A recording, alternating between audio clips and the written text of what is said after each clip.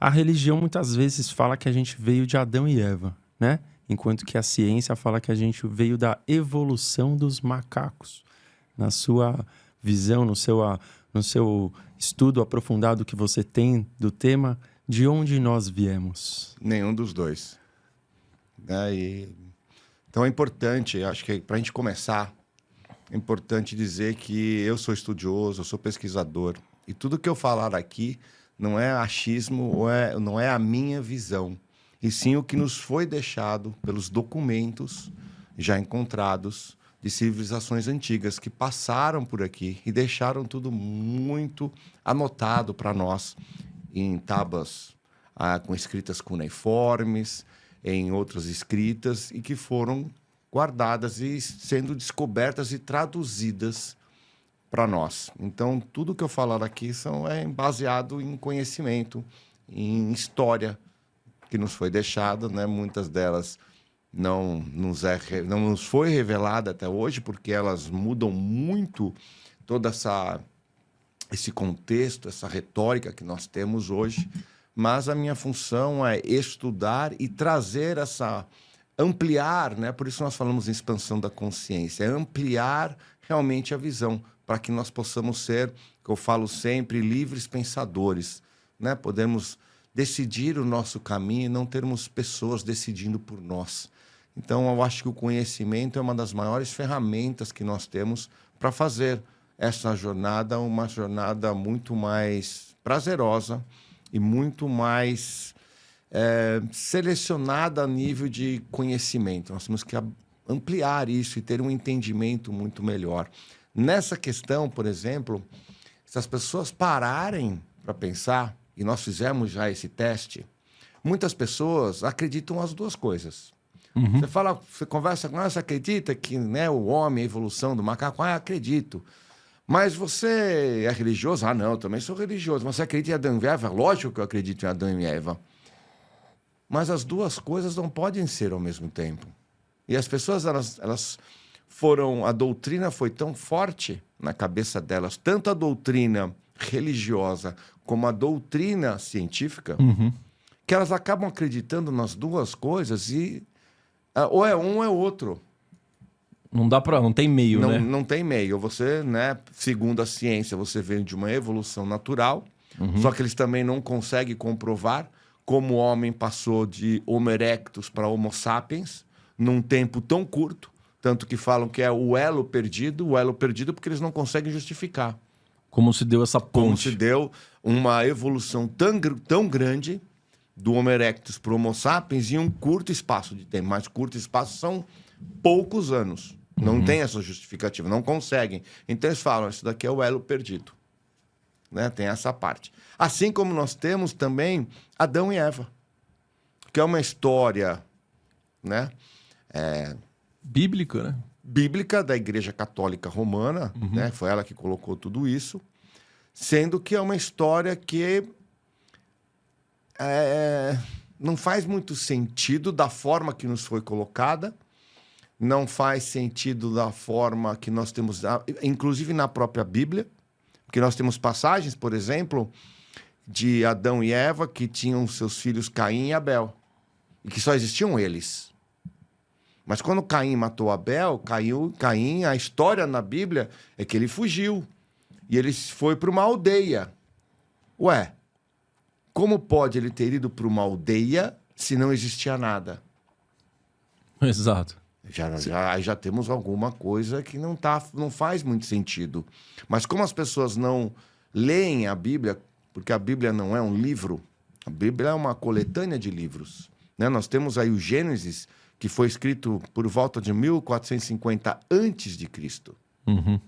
E nós temos o Apocalipse, por exemplo, 80, 90 depois de Cristo. Então nós temos ali livros numa janela de 1.500 anos. Muito longa.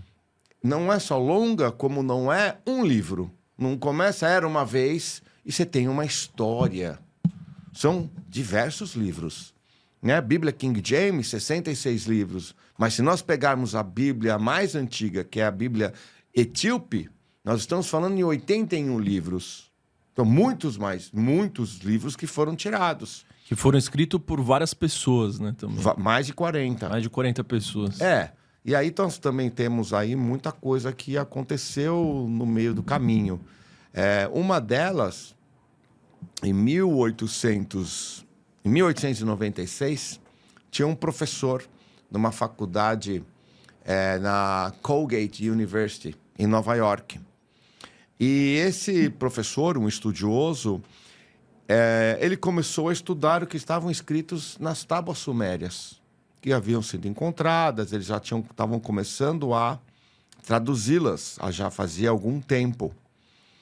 E ele percebeu que o que estava escrito, que falava, que eram os textos babilônicos, sumérios, assírios, eram histórias que estavam sendo recontadas pelo judaísmo e pelo cristianismo. Ele falou, não, mas essas histórias já existem. Esses caras estão falando a mesma história há muito tempo antes do que o cristianismo e o judaísmo. A própria história de Adão e Eva, a história de Caim e Abel, a Torre de Babel, o dilúvio, eles já tinham sido contados. Então ele percebeu que o cristianismo e o judaísmo estavam apenas contando versões de histórias antigas, muito antigas, né? Escritas há 5.000, 6.000, 7.000 anos antes de Cristo. De Cristo. E ele foi expulso da universidade, né? Foi acusado de heresia, imagina, acabaram com ele. Mas nós começamos a estudar e ver que realmente, se nós pegarmos, por exemplo, a história de Adão e Eva, a história de Adão e Eva já é contada na Suméria como, sim, a grande origem do homem foi Adão e Eva, mas não da forma contada. Nós não viemos nem do pó, nem da terra, que Deus fez em um dia, no outro, construiu tudo em 7 dias. Não é isso. Né? A história é bem diferente dessa. Então, daí que nós viemos, né?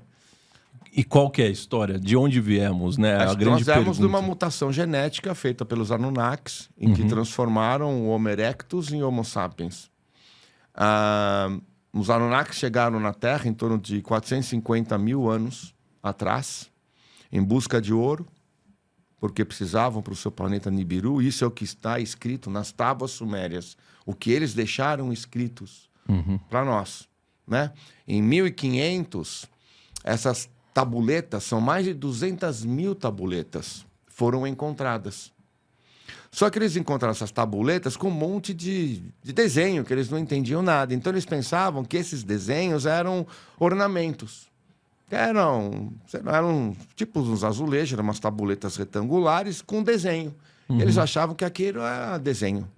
E ficou assim por muito tempo. Muito tempo. Só em 1835, então nós estamos falando em 335 anos depois, nós tivemos falava que era militar, mas na verdade ele era um infiltrado que tinha ido descobrir. Em 1835 eles foram para o Iraque. Ele chamava Henry Rawlinson. E ele foi através de uma escrita, Bariston chama. Bariston tinha uma escrita, um lugar onde tem uma escrita que foi deixada por um deus. Esse era um deus persa. Chamava Ahura Mazda, que veio até o nome dele, veio a ser o Mazda. O carro Mazda vem de Ahura Mazda. E Ahura Mazda tinha deixado muitas escritas. E essas escritas ele tinha deixado em 3 línguas. A língua cuneiforme, a língua grega antiga e mais uma língua que eu não esqueci o nome. O hieróglifo? Não. Essa foi outra. Então eles começaram a ver, legal, porque o grego antigo eles conheciam. Então eles foram relacionando o grego antigo com as escritas cuneiforme. E como eram as mesmas escritas, eles conseguiram decifrar o que aqueles tracinhos, aquelas escritas cuneiforme significavam. E foi assim que eles conseguiram traduzir as tábuas sumérias. A parte do hieróglifos foi outra pedra. Foi uma pedra quando 1792, quando Napoleão Hill tomou o Egito, então fez várias incursões no Egito. Em uma dessas, em 1792, ele levou consigo mais de 100 cientistas, arqueólogos, estudiosos. E eles descobriram uma pedra, uma tábua, que na verdade era numa pedra, chamada Pedra de Rosetta. Essa pedra está no British Museum.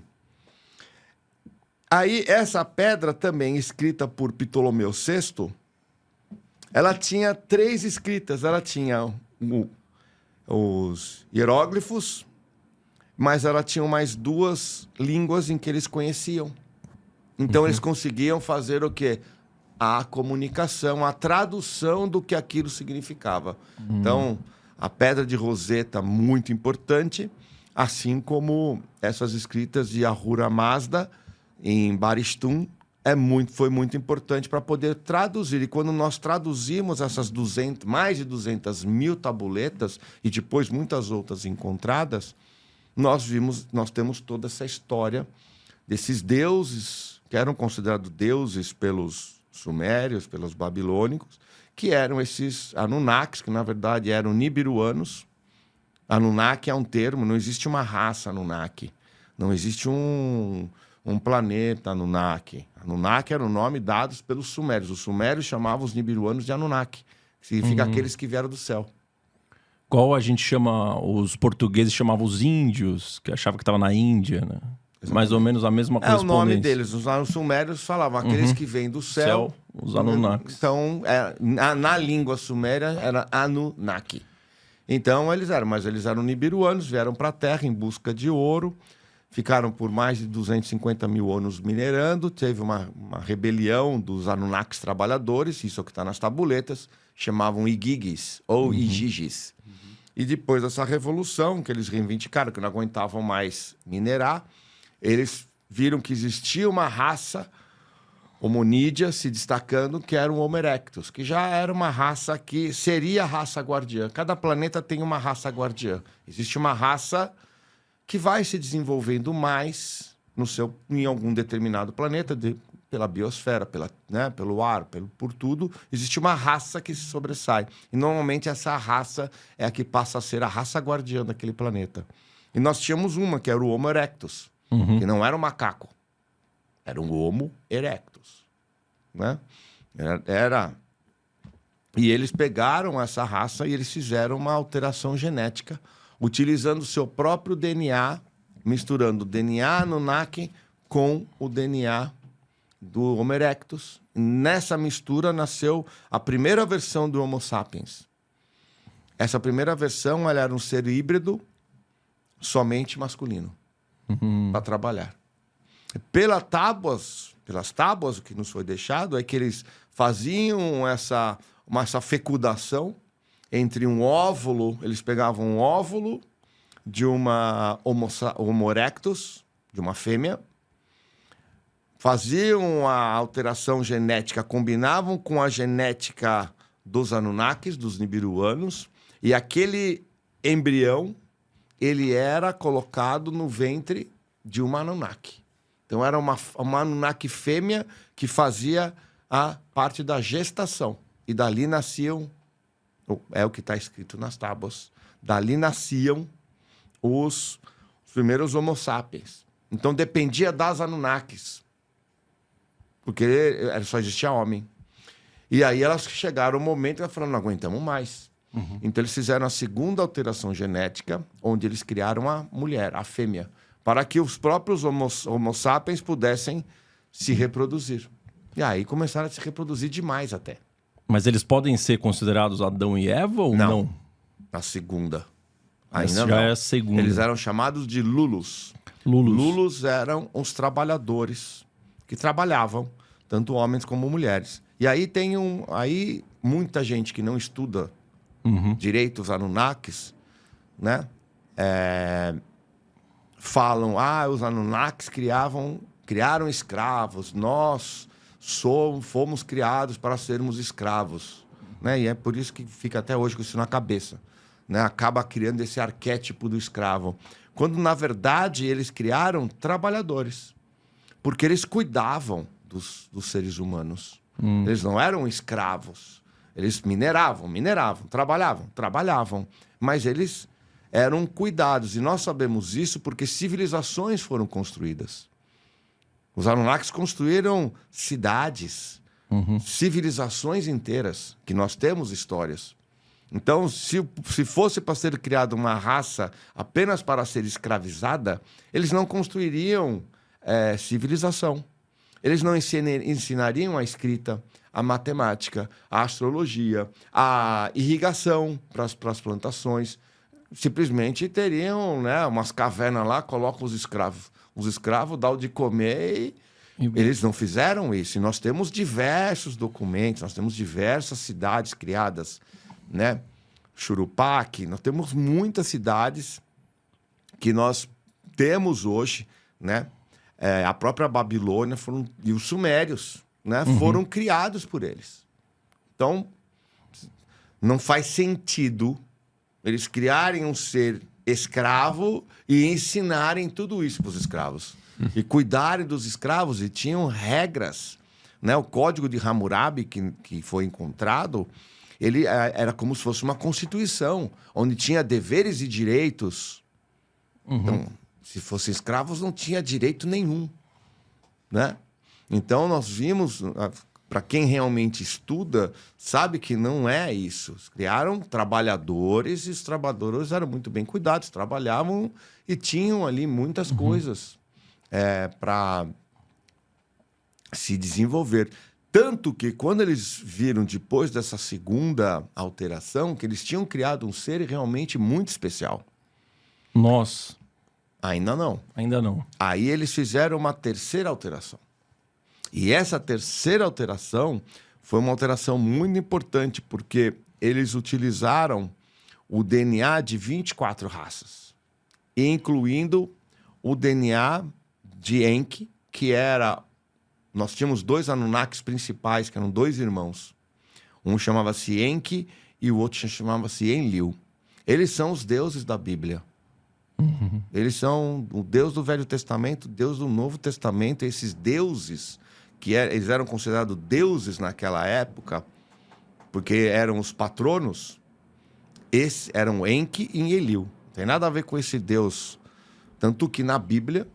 né? Você vê como as pessoas não estudam a Bíblia. Na Bíblia, em Gênesis, capítulo 1, dos versículos 26 a 28, diz: façamos o homem a nossa imagem conforme a nossa semelhança. É no plural. Então, quem é façamos a nossa imagem? Não é Deus. Porque Deus é um só. Então, ali, tá na Bíblia. Aí, se você pega aquilo e pergunta para um pastor ou pergunta para um padre, ele vai te enrolar, ele não vai explicar. Quem é façamos? Mas você acha que eles deturparam de propósito? Lógico. Por que será que eles querem esconder da gente que a gente é o único no universo? Por que eles querem passar essa informação? Porque fica mais fácil de controlar. O controle... Porque a gente se sente sozinho? Porque você se sente um escravo. Porque você se sente um pecador. A história de Adão e Eva, qual é a história de Adão e Eva? Pela Bíblia, pelo cristianismo, que era subordinado ao Império Romano. Ali aconteceu um outro assunto que eu vou falar daqui a pouquinho para eu poder falar do outro, senão nós vamos misturar os assuntos. Então, quando eles viram que esse segundo Homo sapiens tinha se desenvolvido muito... E era um ser que tinha sentimento, era um ser que tinha evoluído muito mais do que eles achavam. Então, decidiu-se que eles ali fariam uma terceira alteração genética. Mas, dessa vez, eles iam construir geneticamente um super ser, um super-humano. E aí eles misturaram 24 raças, além da raça Anunnaki. Anunnaki era uma delas, por Enki. Enki doou o seu próprio DNA para que num óvulo de uma Homo sapiens evoluída fosse desenvolvido um ser que eles chamavam de ser adâmico. E o primeiro ser que nasceu, porque existia Enki, existia Enlil, que eram os 2 irmãos, mas eles tinham uma irmã, que chamava Ninursak. Ninhursag, que também estava aqui, mas era irmã, então não dividia o reino, né? Mas ela era geneticista. Ela era que cuidava da toda a parte genética e médica. Então, e ela trabalhava muito com Enki. É o que está nas tábuas, é o que tem escrito na história. Eles são muito evoluídos, então, tecnologicamente. Sexta dimensão. Muito evoluídos. Eles fecundaram, então, um óvulo misturado com DNA e esse embrião foi gestacionado por Ninhursag. Então, ela também foi gestacionada por uma princesa Anunnaki e nasceu o primeiro ser humano adâmico, que chamava-se Adapa, que foi para o inglês chamado Adam, e que nós conhecemos como Adão. Nossa. E esse ser era um ser de 12 hélices de DNA, não de 2 como nós. 12 hélices. Era um ser extremamente evoluído. Um ser para ser, no universo, o ser mais evoluído. A maior potência como ser, né? Para grande jogo, para a grande regra do universo, que é a integração das polaridades luz e trevas, humano reptiliano. Então, esse ser seria um ser tão evoluído que ele iria ajudar nessa evolução do nosso universo. Nasceu Adão, com 2 anos eles fizeram, né? Pegaram um óvulo, pegaram um gene de Adão, um gene, fizeram uma alteração genética e criaram a fêmea, a irmã, seria, né? Que era Eva, Lilith, que foi chamada de Eva. E aí criou-se Adão e Eva. Adão e Eva tiveram seus filhos, seus descendentes, eles fizeram mais. E eles viviam chamava-se uma cidade, chamava-se Edim, E.Dim. Edim é o que nós chamamos de Éden, que passou a ser o jardim de Éden, porque naquela época, a Mesopotâmia, onde é hoje Irã, Iraque, Afeganistão, né, o Oriente Médio, ali era abundante, ali era floresta, ali era um jardim. E eles moravam ali com Enki, né, com toda a família real, que era uma família real, na verdade. E chamavam-se Jardim do Éden. E Enki começou a ensinar todo o seu conhecimento para Adão, Eva e todos os seus descendentes. E Enki, o brasão de Enki era uma serpente. Esse era o símbolo, porque a serpente, ela significa, a simbologia da serpente é a sabedoria. Assim como o escudo de Enlil, que era o seu irmão, que era um irmão mais voltado